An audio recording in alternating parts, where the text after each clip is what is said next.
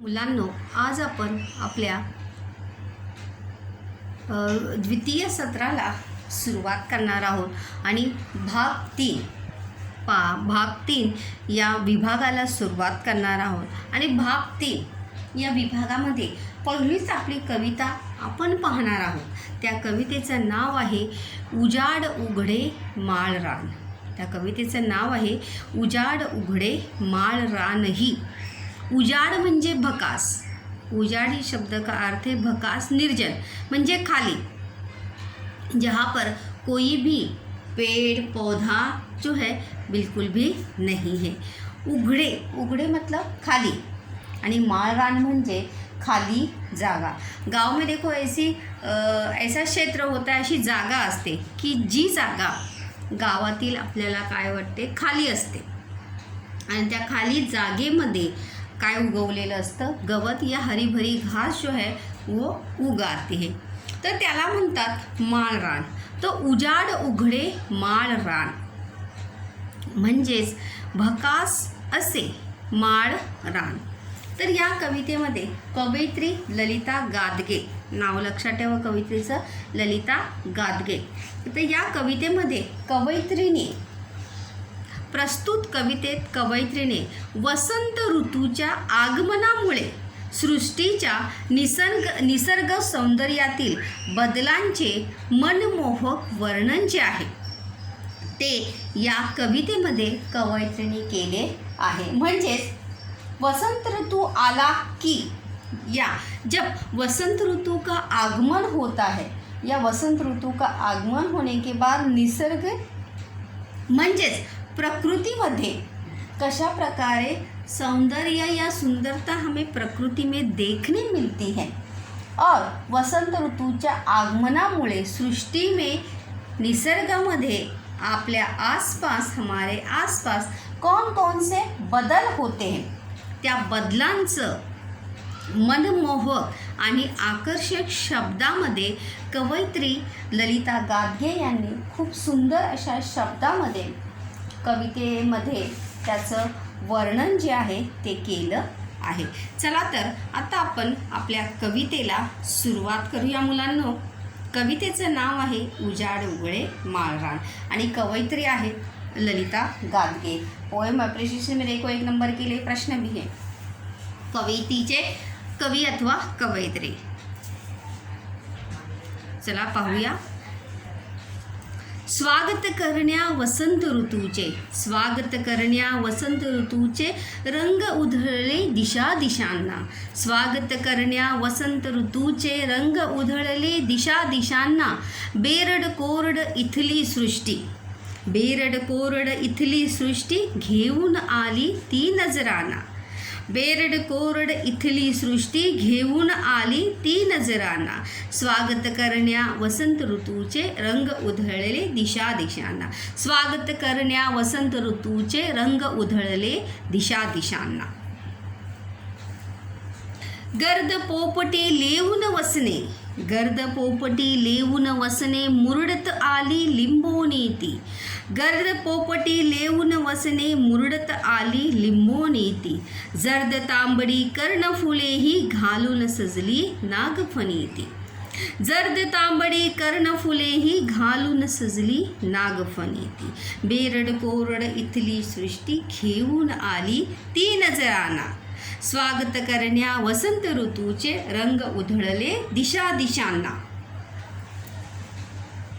लुसलुस पाने अंगोपांगी, लुसलुस पाने अंगोपांगी झुले वडहा दंग होऊनी, लुसलुस पाने अंगोपांगी झुले वडहा दंग होऊनी, दुरंगी सुनरीत उभी ही घाणेरी ही नटुनी ठटुनी, दुरंगी सुनरीत उभी ही घाणेरी ही नटुनी ठटुनी, सळसळ पाने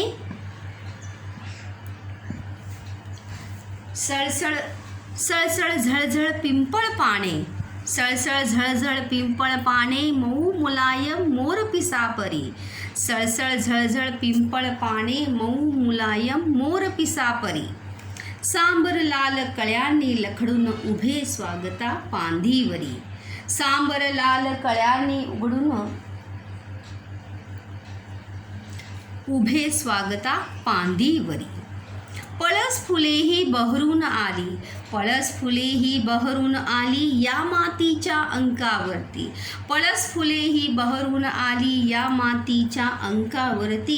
कुसुमे सारी या जगातली पाहून त्यांना मनात झुरती. पळस फुलेही बहरून आली या मातीच्या अंकावरती. कुसुमे सारी या जगातली पाहून त्यांना मनात झुरती.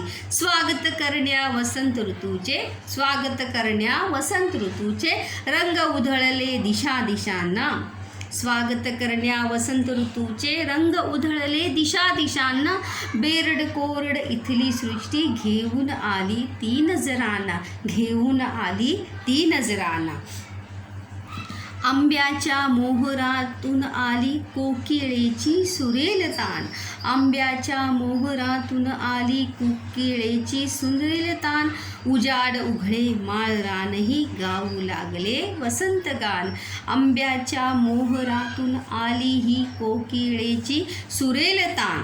उजाड उघडे माळरानही गाऊ लागले वसंत गान. तर अशा प्रकारे मुलांनो आपण या कवितेमध्ये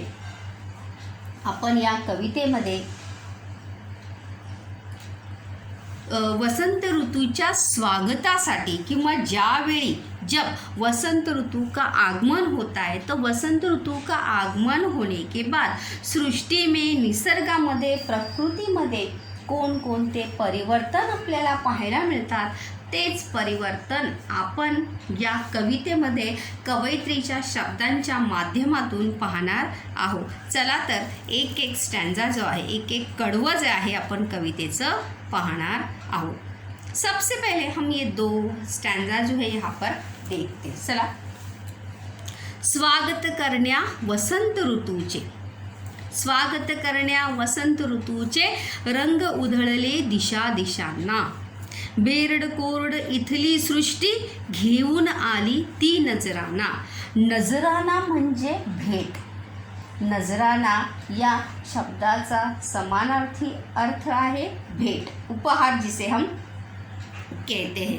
तर या 4 ओळींचा अर्थ काय आहे मुलांनो, की वसंत ऋतू का स्वागत करने के लिए दिशा दिशा, दिशा दिशात म्हणजे चारों दिशाओं में रंग उधळले आहेत. अभी रंग यानी कलर क्या नहीं, इसका अर्थ है कि सृष्टि का, निसर्गाचा प्रत्येक घटक वसंत ऋतु के आगमन के लिए, वसंत ऋतु के स्वागत के लिए क्या है, तैयार है.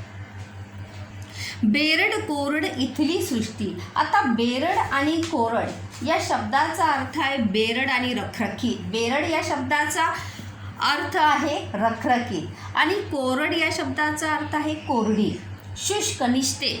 हम सभी जानते हैं कि उन्हामुळे, धूप की वजह से ज़मीन जो है वो क्या हो जाती है, रखरखीत, और मिट्टी जो है पूरी तरह से सख्त हो जाती है, शुष्क हो जाती है. बिल्कुल भी पानी का अवशेष जो है हमें मिट्टी में या आसपास में वातावरण में हमें कहीं भी तरोताज़ा हिरवागार हरियाली जो है हमें देखने को मिलती नहीं. इसीलिए कहा है घेऊन आली ती नजराना. नजराना म्हणजे भेट, उपहार. आणि त्यामुळे बेरड कोरड झालेली सृष्टी जी आहे आज वसंत ऋतूचा नजराना आपल्या सर्वांसाठी घेऊन आलेला आहे, घेऊन आलेली आहे. हम सभी जो है वसंत ऋतु के आगमन का बड़े ही बेसब्री से क्या करते हैं, इंतज़ार करते, क्योंकि वसंत ऋतु में ही चारों तरफ हमें परिवर्तन जो है वो दिखाई देता है. नजराना म्हणजे भेट, उपहार.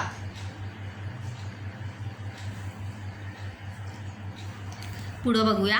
गर्द पोपटी लेवून वसने. वसने म्हणजे वस्त्र. गर्द पोपटी लेवून वसने मुरडत आली लिंबोनी. लिंबोनी मतलब नीम का पेड़. नीम का पेड़ मतलब कड़वे नीम का पेड़ नहीं, जो नींबू हम खाते हैं, लेमन जो खाते हैं, त्याचं जे झाड असतं त्या झाडाला म्हणतात लिंबोनीचं झाड. काय म्हणतात त्या झाडाला, लिंबोनीचं झाड. गर्द पोपटी. गर्द म्हणजे दाट. गर्दचा समानार्थी शब्द काय आहे? दाट. आणि दाटचा विरुद्धार्थी शब्द आहे विरळ, फिक्कट. गर्द का विरुद्धार्थी शब्द विरल भी हो सकता है और फिक्कट सुद्धा होऊ शकतो.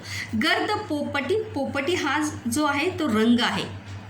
ग्रीन में जो लाइट रंग रहता है त्या जो लाइट ग्रीन रहता है त्याला काय म्हणतात?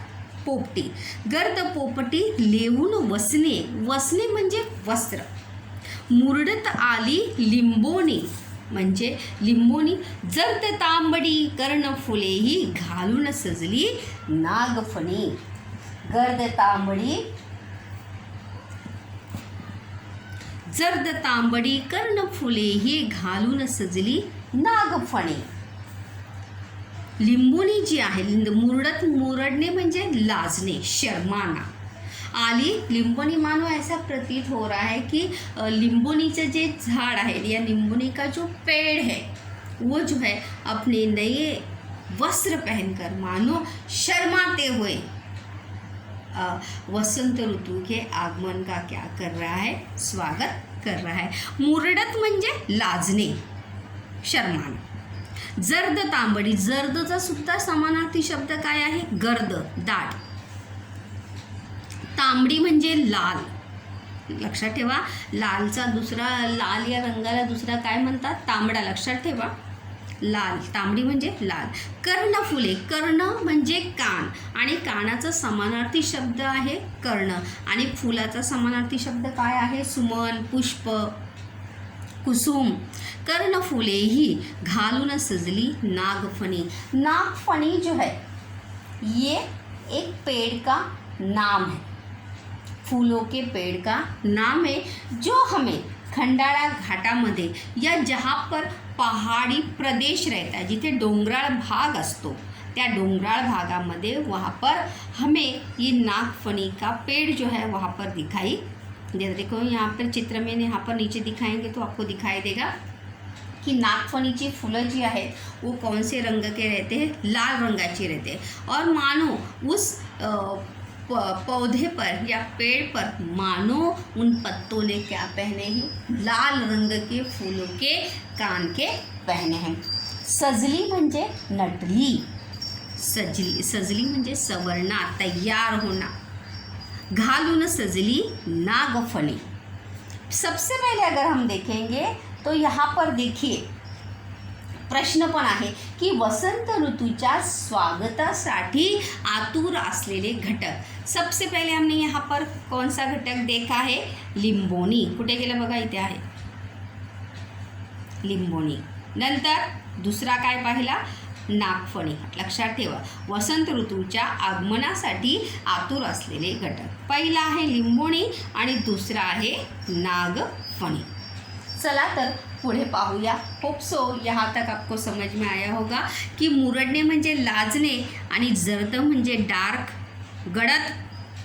तांबडी म्हणजे लाल, कर्णफुले म्हणजे कानातली फुले, घालून सजली नागफणी. नागफणी जो है ये फूलों के, जंगली फूलों के फूलों का पौधे का नाम है जिस पर लाल रंग के फूल आते हैं. और मानो उसने उस पे ऊपर जो लाल रंग के फूल है वो किसके समान दिखाई देते हैं? कर्ण फूलों के समान. चलो तो बच्चों हम आगे देखते हैं. लुसलुस पाने अंगोपांगी. लुसलुस म्हणजे लुसलुस पाने, लुसलुशीत म्हणजे कवळी, कोमल, मुलायम. ऐसे अगर आपने कभी बरगद के पत्ते को, बरगद के पेड़ के पत्तों को अगर हाथ लगाया होगा तो बरगद का पेड़ का जो पत्ता होता है शुरुआत में बहुत ही मुलायम और कोमल रहता है. लुसलुस पाने अंगोपांगी. अंगोपांगी म्हणजे वडाच्या झाडावर. आपल्या अंगोपांगी म्हणजे बरगद, वड म्हणजे बरगद. झुले वड हा दंग होणे. दंग होणे हा सुद्धा काय आहे? वाक्य प्रचार आहे. दंग होणे म्हणजे मग्न होणे, गुंग होणे, मग्न होणे, दंग होणे या वाक्यप्रचाराचा अर्थ आहे.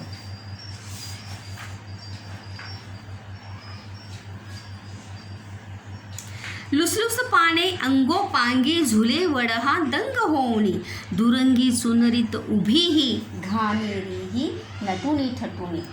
दुरंगी म्हणजे दोन रंग, ज्या प्रकारे चुनरी म्हणजे दुपट्टा, आपली जी ओढणी असते त्याला चुनरी तो हिंदी में भी बोलते हैं.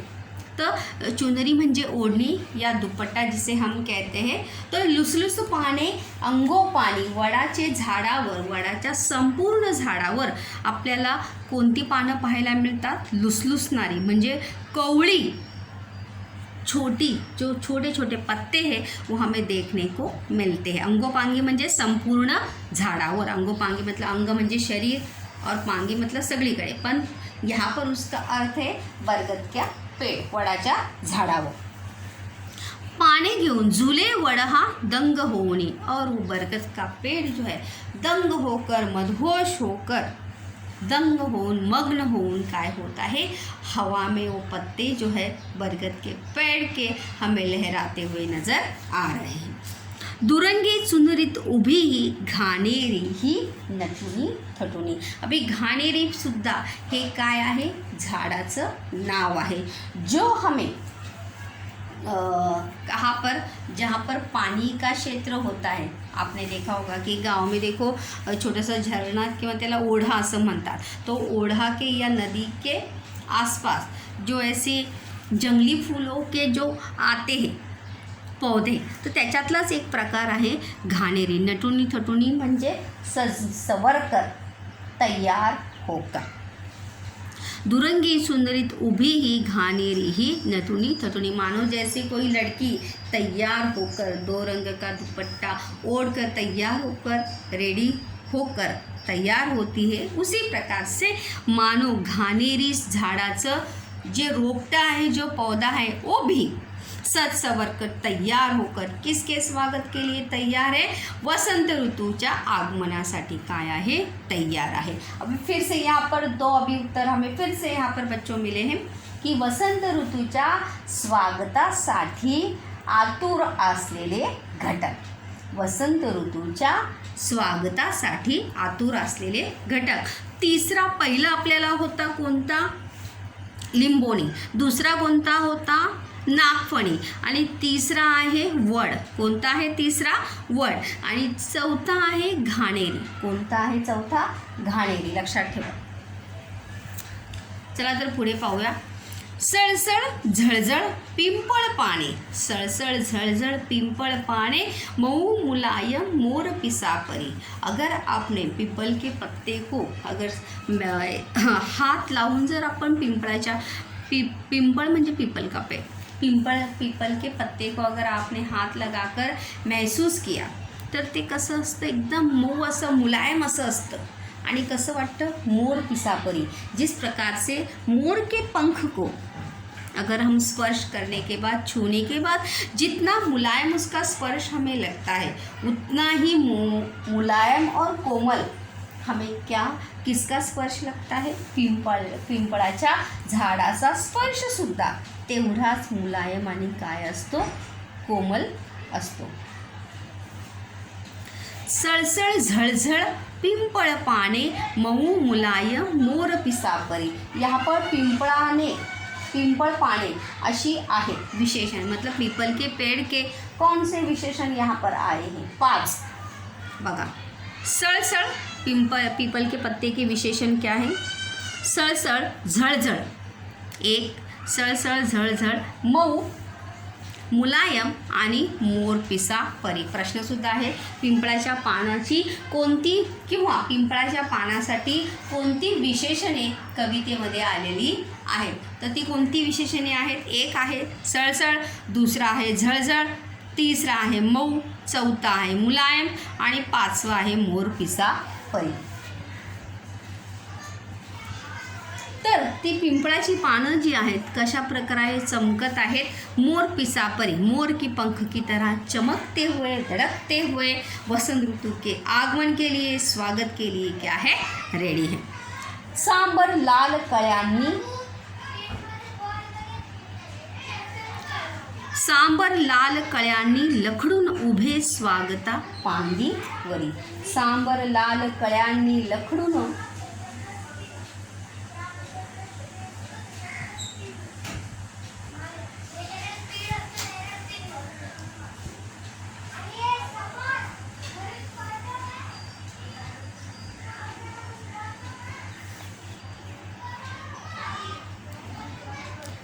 सांबर लाल कळ्यांनी लखडून उभे स्वागता पांदीवरी. पांदीवरती म्हणजे पांदीचा जो खेतों के साइड का जो रस्ता असतो त्याला काय म्हणतात? पांदी म्हणतात. काय म्हणतात? पांदी.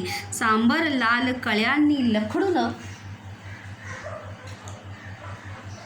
उभे स्वागता पांदीवरी. सांबरचं जे झाड आहे ते सुद्धा, सांबराचे रोप सुद्धा स्वागतासाठी, वसंत ऋतूच्या स्वागतासाठी काय आहे? तयार आहे. आपण पिंपळ सुद्धा इथे काय आलेला आहे? वसंत ऋतूच्या स्वागतासाठी आतुर असलेल्या घटकामध्ये त्याचा समावेश आपण करू शकतो. पळस फुलेही बहरून आली. पळस फुलेही बहरून आली या मातीच्या अंकावरती. अंक म्हणजे यहाँ पर अंक यानी नंबर नहीं, अंक म्हणजे मांडी. पळस फूल जो आहे, पळस फुले जो है, पळस ये पेड़ का नाम है और उस पेड़ की विशेषता आहे की त्या पळसाच्या झाडाला काय पानं असतात? 3च पानं असतात आणि लाल रंगाची अशी खूप डार्क अशा लाल रंगाची काय येत असतात? त्या झाडाला फुलं येत असतात. पळस फुलेही बहरून आली या मातीच्या अंकावरती, कुसुमे सारी या जगातली पाहून त्यांना मनात झुकतील. म्हणजे पळसाची जी फुलं आहे, पळस फुलेही बहरून आली. बहरना यानी खिलना. बहरून आली म्हणजे उमललेली. खिले हुए पळस के फूलों को देखकर सभी, म्हणजे जितने भी फूल है वो सभी फूल जो है मन ही मन क्या हो रहे हैं? दुखी हो रहे हैं कि उनके इतना खिले हुए क्यों नहीं है. पाहून त्यांना मनात झुरणे. मनात झुरणे म्हणजे मनातल्या मनात दुःख करणे. कुसुमे म्हणजे फुले. कुसुमे सारी या जगातली. या जगातली म्हणजे जेवढी फुलं आहेत ती सभी फूल जो है, पळस फूलों को देखकर मन ही मन क्या हो रहे हैं? दुखी हो रहे हैं कि इतने खिले हुए, इतने आकर्षक फूल जो है वो हम क्यों नहीं है.